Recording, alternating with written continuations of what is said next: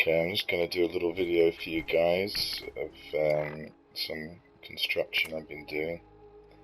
It took me about 40 minutes. Pretty pretty simple little base at Starlight Drive-In. So that's it down there. Yeah, just build the radio mast. Yeah, sometimes if I've got one town that's got more people than all the others, and that one's got 0, I might just send like a couple of guys there early, just to get things rolling, you know, get some crops, get some water. But then I always put antennas up, I always put the radio mast in everyone, recruitment beacon. Okay, so I'm gonna go ahead and do the video now. Well, you just...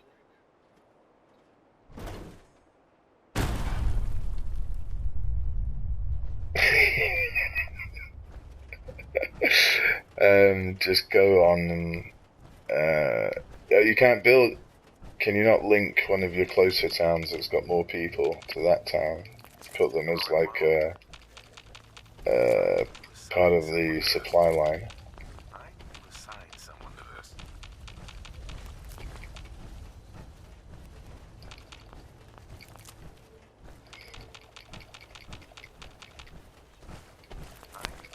Well, yeah, you need to in order to make sure that they're all connected. You lose one from each town if you do it right. Unless you can always change it up later.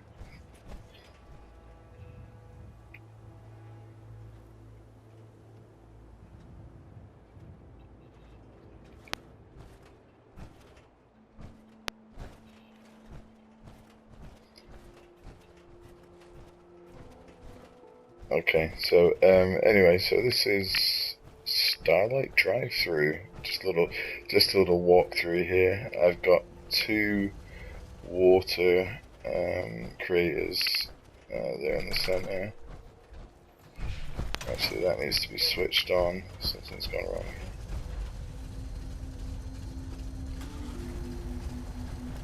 here. There we go. Check that again. Yeah, there we are, up to 50 water now. So this is quite a large area to build on. I've probably used up about 2/3 of the space already on my size bar. I've made good use of it though. At the beginning here outside we've got the only source of water which I've maximised with 2 water purification devices and some nice mute fruit around the edge here that's been... Yeah, apparently that's what... Yeah, I call it mutt fruit too, that's how it looks, but apparently it's mute fruit. And the developers said it like that. The developers.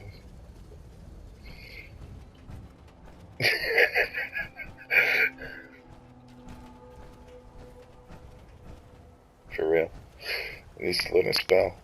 So, anyway, here's the main entrance of my little community. Previous communities I built a wall all the way around the edge, but to be honest, this place is just too big. It'd use up almost all of my build limit to create a meaningful defense all the way around this area. So, failing doing the glitch, where you can lower the size limit and not lose any buildings, it'll be pretty difficult and a lot of time consuming. So this is the main entrance. We've got dual heavy machine gun turrets here, a forward defense tower there. My little friend is manning. A lot of the people who you see on the defense there, troops who've got different weapons and better body armor, I put them in the defense areas. Let's check the workshop. It's generating some free food for me at the moment. A little bit of money from the small amount of businesses and traders in there. I'm using a combination of electric and renewable energy. Renewable energy, because we've got the windmill thing. The wind power. Okay, so now here we've got the main thoroughfare for the town. We've got a couple of bars. Excuse me. You look like someone that needs a drink. It's alright, you got cold. How are things going? Nothing really. Pretty quiet. It's all good.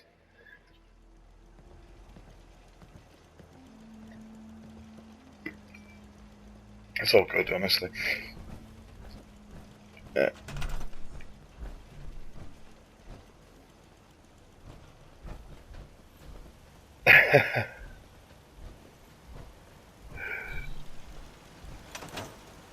Yeah. I'm just going to put my body armor down to repairs here. So in this area we've got a small crafting area. This is the back entrance. This area is designed to be used for crafting for your body armor and also for the cooking station. Building something useful, I hope. Can make some delicious meals for ourselves.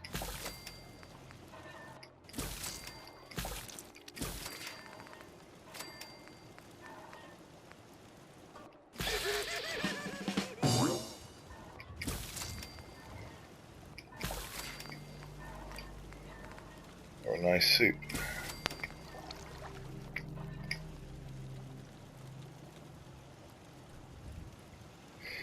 Moving on from that, we've got the chem station. And of course, the power armor station as well. We've got a clinic, 2 bars, because that loves me a drink, a general trader and a weapons depot. We've also got this, which I forget the name, I think it's called Trade. It's not called my dick, it's called the Trade Caravan Post. The Trade Caravan Post allows roaming traders to come to my little town. I'll show you into my crib now. It's very basic and Spartan at the moment. I've not had enough time to do any sort of building in the main bit. There are some nice defensive features with turrets here. We also have an artillery launcher. 2 turrets overlooking this entrance. Another turret overlooking this side.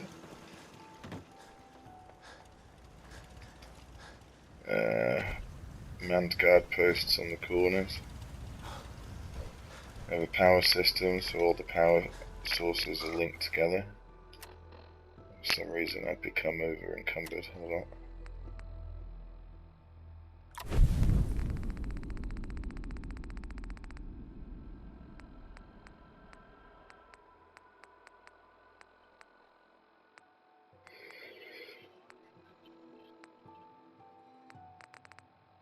Yeah.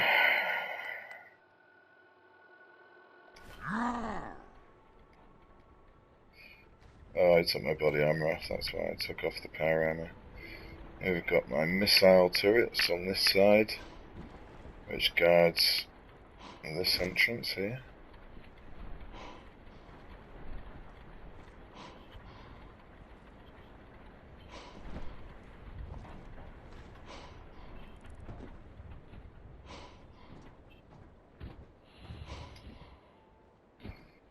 The synths killed the Pridwin shit. Oh, the vertibird. For real though.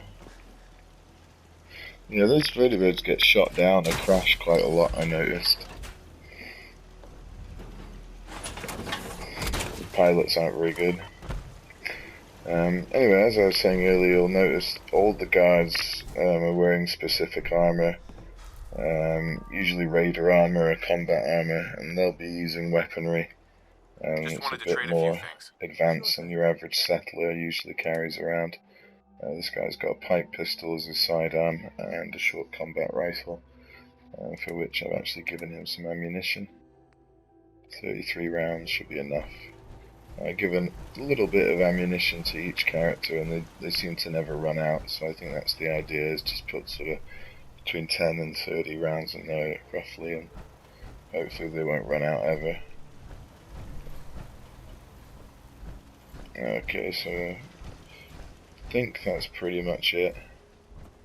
We've got a network of defensive platforms here which are supposed to be manned. I think this guy's just on break somewhere. Again, another security guard. Again, wearing raider armor. I just need to trade gear with you. Go ahead. Yeah, look at this guy's carrying some nice gear. Automatic combat shotgun, short pipe rifle, bolt action pipe rifle, so he's ready to go. Already he's got plenty of ammo. Yeah, there he's back from his break, the other security guard. Looks like he's got some kind of a sniper rifle. I just want to trade a few things. Go ahead.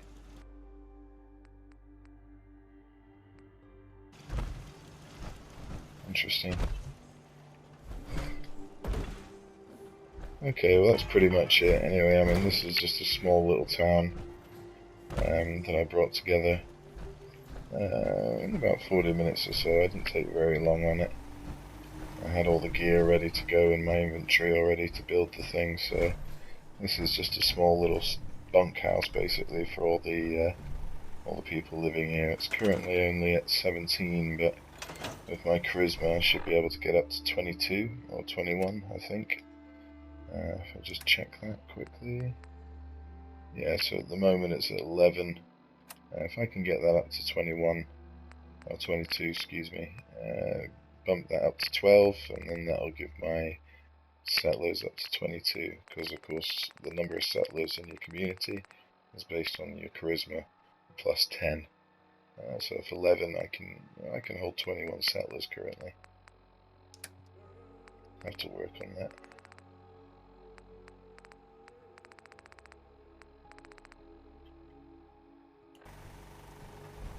Yeah, well I actually have I have more settlers in the other communities. In Sanctuary I've got 26 or 25, I think. Let's check quickly before the video runs out. Yeah, 25 people at Sanctuary. Apparently I've got 43 people at Outpost Zimonja. That's another video though, to show you how to do that sort of stuff. There is a way to sort of glitch it if you use a lot of charisma, boosting chemicals and clothing, combine them together. There's another one with 33, 23.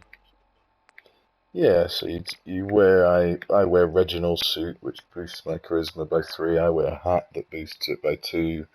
I wear some glasses that boost it by 1, and then I take, I think it's called a Dirty Wastelander, or Day Tripper, and a Dirty Wastelander. I mean, the Day Tripper's got 3 charisma, Dirty Wastelander's got 1 charisma.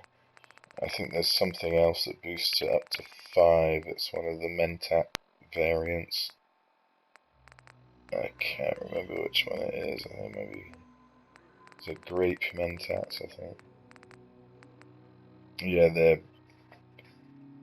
charisma plus 5 if you take them. So if you add that all together, you can boost it up to 30, maybe 40, a little bit above that, depending on what gear you're wearing and also what kind of perks you have that maximize your chem usage.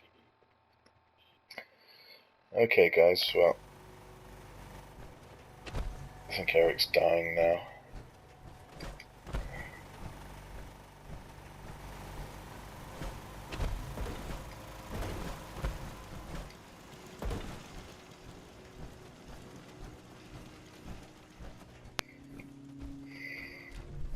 Wish there was a way to get rid of that skeleton. He just sort of chills out there, there's nothing you can do. That's my bed. Yeah. You can't search it, it's just sort of there. I can go to sleep on the mattress. Kinda gross, I'm sleeping next to a corpse.